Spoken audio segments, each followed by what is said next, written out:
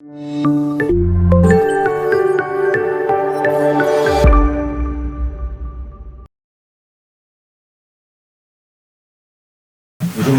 question s'adresse à M. Villemotte.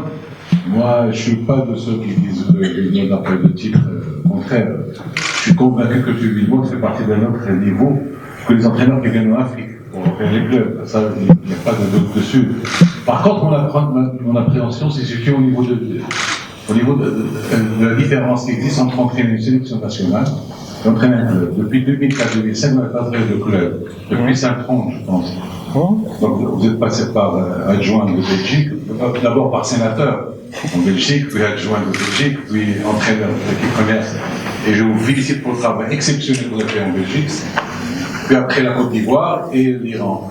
Et on ne pas que ça fait 16 ans qu'on n'a pas fait de club, on n'a pas eu de charge quotidienne de travail, on n'a pas eu à améliorer les joueurs chaque jour. Parce que moi je crois, et vous êtes d'accord, que les deux métiers sont complètement différents.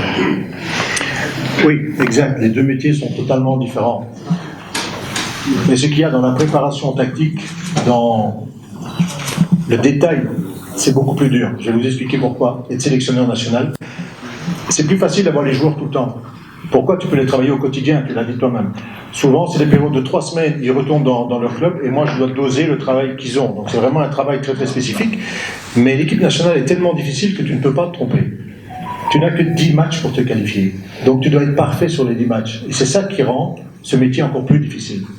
C'est qu'ici, on a 30 matchs de championnat, on a des matchs, voilà. Mais là, tu ne peux pas te tromper, sinon tu rates une Coupe du Monde. Donc la pression est déjà beaucoup plus forte, vous avez un pays, donc c'est quand même énorme à supporter.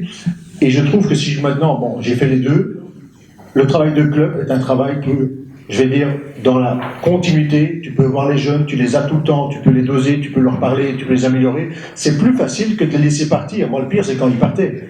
Maintenant, il ne faut pas négliger que quand on fait une Coupe du Monde, on est 6 semaines ensemble.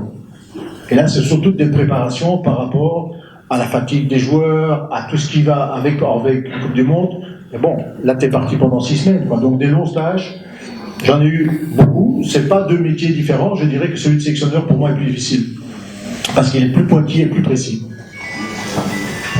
Merci coach. En ce qui concerne les titres, bon, j'en ai quand même gagné pas mal dans ma carrière de joueur. Donc bon, c'est aussi, on sait comment gagner, on y va, voilà. Mais c'est vrai qu'en tant qu'entraîneur, quand tu es sélectionneur, il faut gagner soit une Coupe du Monde, soit une Coupe d'Asie, et ça c'est pas ce qu'il y a de plus facile. Hein. Il y en a qu'un qui gagne.